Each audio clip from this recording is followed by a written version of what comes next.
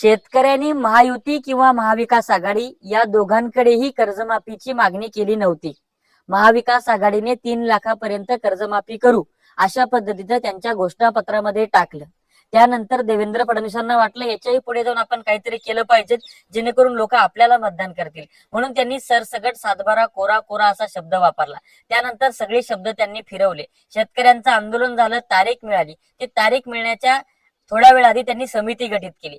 ज्यावेळेस त्यांनी समिती गठीत केली त्यावेळेस त्यांनी सगट शब्दाची कत्तल केली, कारण की समिती म्हणजे अटी शर्ती आणि त्यांच्या अटी शर्ती आता शेतकऱ्यांचा आर्थिक स्टेटस बघायला लागलेला आहे.